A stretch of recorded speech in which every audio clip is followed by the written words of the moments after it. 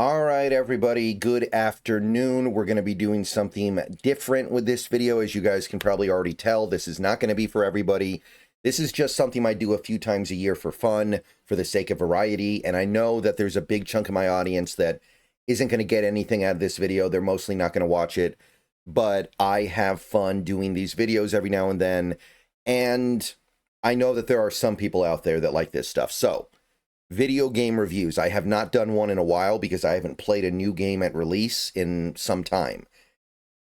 This was the one game that came out this year that I was genuinely over the moon excited for.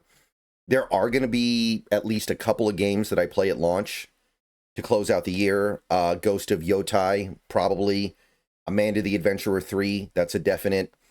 But this was the one game that I knew for a fact from the moment I heard about it, I was going to play it as soon as it dropped. Metal Gear Solid Delta Snake Eater. So let's talk about this one for a little bit. Let's do a review. Let's do a full review of it. And I'll give my overall thoughts. And let me know what you guys think down below if you had a chance to play this game yet, or if you're thinking about it. I'm not going to worry too much about spoilers in this video because this is a remake, a very, very, how should I put it? Very, very faithful remake to a game that is 21 years old. But if you never played the original Metal Gear Solid Snake Eater back when it came out or in the 21 years since, you might benefit from sitting this one out. I'm not going to spoil the end, but I am going to talk a little bit about some general elements at play here. I won't spoil the end, the stuff that happens in the finale, but other than that, I kind of feel like things should be relatively safe. So, just to let you guys know where I'm coming from with this, Metal Gear Solid is one of my favorite video game franchises ever. I played the games when I was a teenager. They were massive in changing the way that I looked at video games, the way I interacted with them, the way I thought about the franchise, the way I thought about, well, not the franchise, but thought about the medium as a whole. And they formed a lot of my, not just what I was looking for as a gamer when I was a teenager, but also in some regards, my personality. I remember when I was, I want to say 11 or 12, I had an aunt. Because I had just gotten a PlayStation 2, I had an aunt give me and my brother for Christmas a copy of Zone of the Enders. Because she heard that people liked the game. She didn't know anything about games. Copy of Zone of the Enders. And Zone of the Enders is a very good game. But that game, a lot of people might know this, came with a demo disc for Metal Gear Solid 2 Sons of Liberty in Japanese. Just the first, 30 minutes of the game. And I popped that in without really knowing anything about Metal Gear Solid. And you can't really quantify how much that game blew my mind when I was a kid. I'd never seen things like that done before in a game. The way in which there was so much attention to detail, you could go into you're on a boat and there's a bar area and you can shoot the glasses and the glasses break individually. You can shoot the bottles break individually. When your character is going up steps, he actually takes each step one by one. When he comes in from the rain, he tracks water on the ground as he's stepping, and then eventually he dries out. Things like that, I didn't know they could do in video games, and nobody really did those things in video games before Sons of Liberty. So immediately I was like, oh my God, what are we dealing with here? How did they do this? Why is this so much better? Why does this feel so much different than every other video game I played? Because I didn't play a ton of video games back then. And then eventually I got my hands on the full game, played it. 2003, I got the original Metal Gear Solid on PlayStation 1. Got Snake Eater right after it came out back in 2004. I played these games over and over and over again. Got super deep into the lore. Got to college, played Guns of the Patriots. Went back years later and played Peace Walker on PS3. So I've done the Metal Gear Solid stuff for sure. Huge fan, and I was definitely interested by this remake. So now that you guys know where I'm coming from with this franchise, it's a very important franchise to me. let's talk a little bit about how they did with this remake. Before we go any further into this video, I want to tell you a little bit about my friends over at Sleeper. Have you heard about the app, the Sleeper app? Download it. I'm going to let you in on a little something now. It's more than just a platform for fantasy leagues. Yes, this year, millions of users enjoyed playing fantasy sports on Sleeper, but there is so much more to this app. There are live stats, real-time updates, and visualizations on all stats. News feed is lightning fast. You get updates on your favorite players and teams. There is a chat you can use in real time to engage with other users about plays and performances. All kinds of fun stuff like that over there. So download the Sleeper app, the #1 sports app today. Experience it yourself. Use promo code SBN to get a $100 match on your first deposit. Terms and conditions apply. See Sleeper's terms of use for details. Currently operational in over 25 states. Check out Sleeper today. SBN promo code. Back to the video. There are two elements at play here, really, I think, with Delta. You're looking at it as a video game, and you're looking at it as a remake. As a video game, it is, I think it's a masterpiece. As a video game, I think this is a 10 out of 10. It takes the Metal Gear Solid 3 experience and does address some of the issues that you might have with the game now. The control scheme is different, and I know a lot of people have complained about the control scheme. The controls are not meant to play perfectly because this is a stealth game. It is still a stealth game at heart. They don't want you to have perfect control over your characters at all times because they want you to go through the game without killing everybody because it's a stealth game. I don't know if I'm going to get in trouble for saying that, unalive, whatever, but the controls are improved. The camera's improved. If you compare it to the original game, it's night and day. The original game is actually really hard to play stealthy because you're outdoors for most of the game, and the camera makes it so you can't really see what's going on. In this game, you can see what's going on. It basically takes the Metal Gear Solid 4 camera and puts it in Metal Gear Solid 3, which, that's an improvement. That's a big improvement. The game is beautiful. It's not as beautiful as some other games that are out there. There are definitely games out there that look better than this, but it's a very good-looking game. It's a very detailed-oriented game. It's telling the exact same story that was... I have a little bit of a complicated relationship with the Snake Eater story, but it's telling that same story that is ultimately, at the end of the day, so good because of how they end it in an updated format. They did make minor improvements to the injury treatment system. They did obviously redo the cutscenes and make them look a little bit better. I do think they look better, not just because of the better graphics, but they also added some more detail to it to make things a little more engaging. And I do think that is something that deserves a lot of credit. Excuse me. Ugh. Still battling a little bit, guys. But as a video game, it's really well paced, really well balanced. It is a 10 out of 10 masterpiece in my book. And I recommend it to anybody who never played the original Metal Gear Solid 3. If you did not play the original Metal Gear Solid 3 and you don't know what's going on, you don't know the Metal Gear Solid stuff, this is totally worth playing. This is 100% worth playing, I think. I know stealth games have gone out of vogue. I know stealth games are kind of considered to be a dead genre, but you're still going to have, I think, a good time with this one because it mixes stealth with action very well. You still have boss fights. You still have the ability to play a more action-oriented style if you really want to. It's not like Splinter Cell where you have no choice. So I think these things translate very well. The presentation of the storyline is still very good, just like it was in the original. So just talking about this as a straight-up video game, I got very little negative to say. It's as a remake that this one starts to have problems. And as a remake, if 5 is average, I think this is like a 7 out of 10, maybe even a 6.5 out of 10.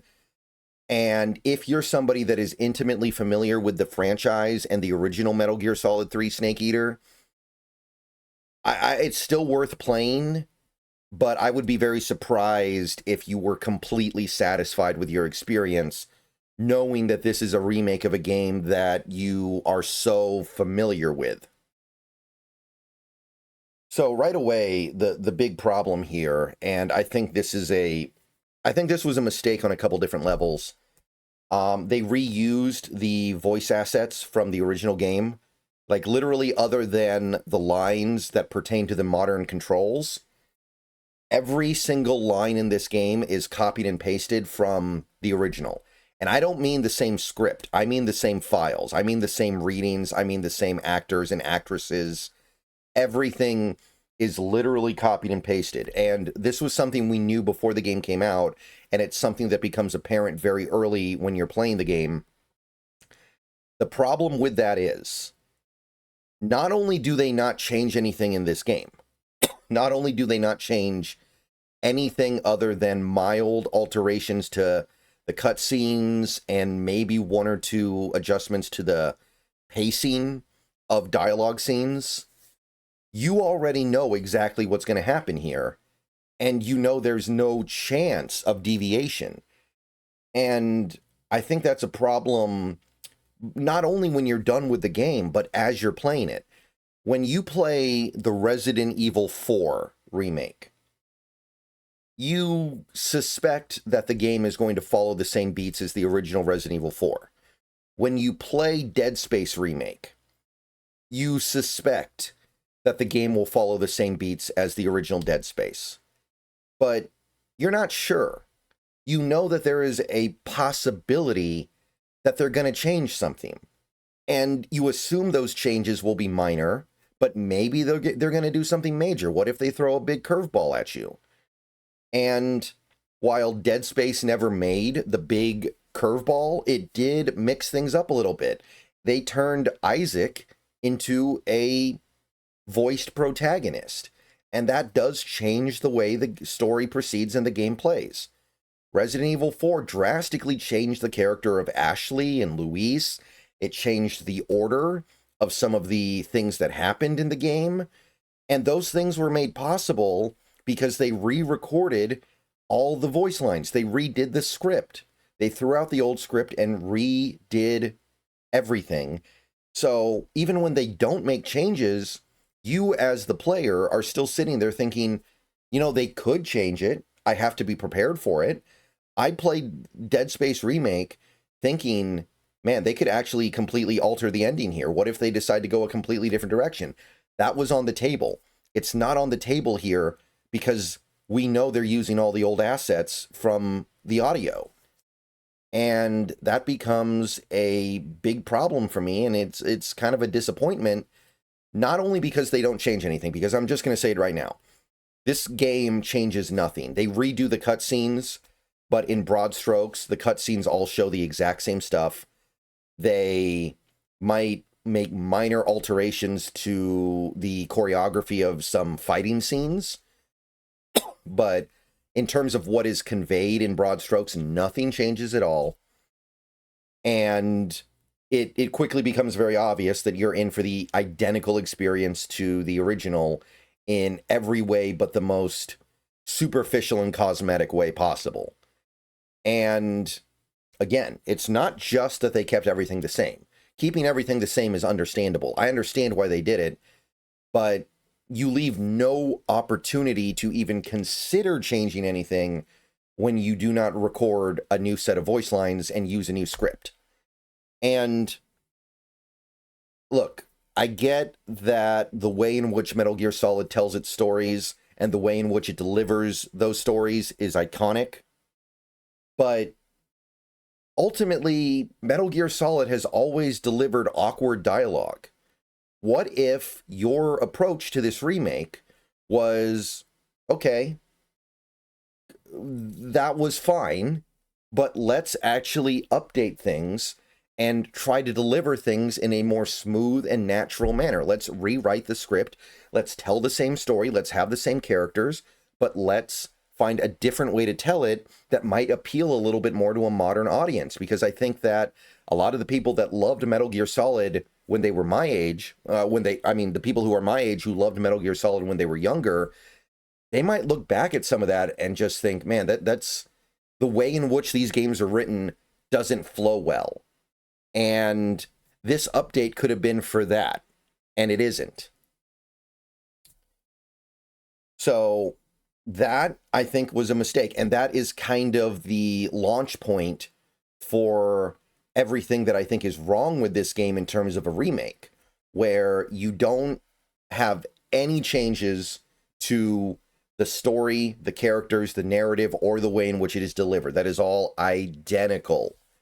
Absolutely identical. And that, me saying that is not a spoiler, because anybody who's paid any attention to this game knows that there was no real attempt to deviate here. The deviations are in the gameplay, and I'm not discounting that. The way in which they improved the gameplay and updated it to be a little bit more modern is great. But when I think back on the original Metal Gear Solid 3 Snake Eater, and I'm on an island here, it is actually, even though I think all 5 Metal Gear Solid games are masterpieces, it is my least favorite of the franchise, and a lot of people would disagree with me on that. But I look back at Snake Eater, and it has some problems that I don't think the other games have. The Cobra unit, I think, is very dull. There's not much to any of the Cobras. We don't learn anything about any of the Cobras except for the Sorrow. And redoing this game, doing this remake, my first thought was, oh, here's a chance to actually flesh out the Cobra unit a little bit. Maybe we can learn stuff about the fear. Maybe we can learn something about the end. But we don't. And we know the moment we start the game that we're not going to, because clearly they're just using all the old audio assets. So we end up in the same spot where the Cobra unit, to me, is basically like the boss has a Pokemon team, and every hour or so as you're going through this game, she sends out a new Pokemon, and you have to beat that Pokemon. That's basically what it is. They even do the thing where they say their name over and over again. So it basically is like fighting her Pokemon team. And other than, again, the Sorrow, we don't learn anything about these guys.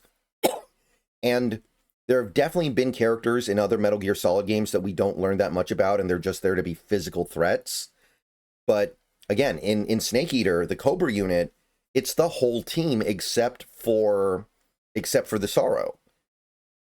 A couple of the members of Foxhound were kind of like that, but there were also a couple that we actually felt like we got to know a little bit. Like Vulcan Raven, they didn't do a ton with Vulcan Raven, but you felt like you got a sense for what that guy was about and why he was there and what he was looking for. You learn a ton about Psycho Mantis. Obviously, the attempts to flesh out the Beauty and the Beast unit in 4 wasn't great, but at least there was an effort. And I don't like Dead Cell very much, but at least you learn a good amount about the Dead Cell guys. Feels like you have a pretty strong understanding of what Dead Cell is up to and why they're there and what motivates them.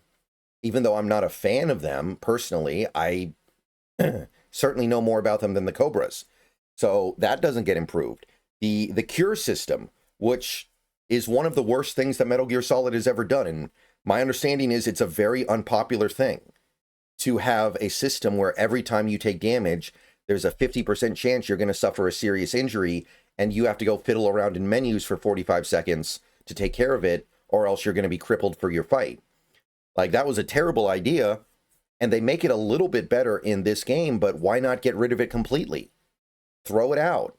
Just go to a straight stamina system, no injuries. This remake could have easily done away with the injury system completely. I would argue that some of the survival mechanics, like hunting for food, and the camouflage system is a little bit clunky. I can go either way on that. Maybe you didn't have to take that out, but the cure system, that was a slam dunk. And the fact that they didn't take those things out, I think speaks to the fact that the only thing they wanted to do here was get in, remake the original game as cleanly and pristinely as possible, and not think about it too hard. I mean, I'm sorry, and I know this may be an unreasonable request. The fact that they used Unreal 5, and that's one of my big complaints with this game as a remake, if you're going to remake this game, use the Fox engine. The Fox engine is one of the most amazing accomplishments in video game history. And it's only been used for like a few games, and one of the games they use it for is Pro Evolution Soccer.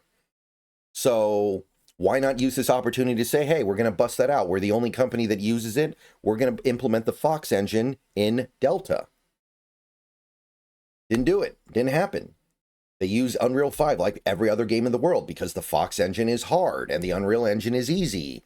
And they wanted to keep things as easy as possible with this game. And because of that, we do get a worse experience because the Fox engine is beautiful. I think the Fox engine is the best engine ever made to make video games. And after Phantom Pain, they basically stopped using it meaningfully. They use it for PES and that's it. And that's brutal. Like, I feel like video games took a bad path after the Fox engine was basically abandoned after Phantom Pain. I feel like there were two paths video games as an industry could have gone on. Either Unreal 5 becomes the norm or Fox engine becomes the norm. We took the bad path. And now Fox engine, which made, in my opinion, one of the best gameplay experiences ever in Phantom Pain, maybe it never gets used again. And obviously you can't, and I know it's harder. I know that it's harder, but that's kind of my whole problem here. They didn't make any hard decisions. Like, what if you got Kiefer Sutherland to do the voice lines for the main character in this game, and then kind of had Kiefer become the new voice of Big Boss for the whole franchise, and just said that the original Snake Eater and Peace Walker were just kind of oddities.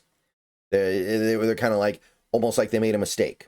Because with some of the things they've done with the Metal Gear Solid storyline, it doesn't make sense for David Hayter to be doing the voice of Big Boss and Solid Snake.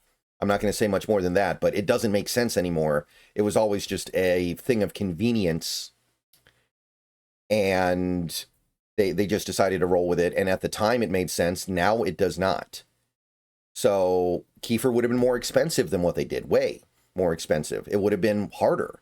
It would have been more challenging. You would have had to rewrite the script. You probably would have had to hire new VAs for all the other characters. But this is what I'm saying. There's two different ways you can go with this. You can do the right thing or the easy thing. And for the most part, they did the easy thing. But I don't want to take away from how amazing this game still is. It is very, very fun. The gameplay improvements they've made are still very, very appreciated, very, very valuable. The things that they added, the things that they have made a little bit cleaner are deeply appreciated. And you're still getting that same really good presentation and really quality story of a Metal Gear Solid game. And I say that as somebody that occasionally nitpicks Snake Eater more than the other games. Like, the story to me of Snake Eater, it cannot help but feel a little bit, especially after what they did in Sons of Liberty, it feels like they stripped it down a lot and tried to tell a very simple story. And sometimes I get a little bit critical of that. This, I mean, everybody calls Snake Eater a James Bond homage anyway. This feels like a plot that you could see in a Hollywood movie. Like a mainstream Hollywood movie could have this plot very easily because it's relatively straightforward. It's actually pretty simple to follow. There isn't a lot of moving parts to it.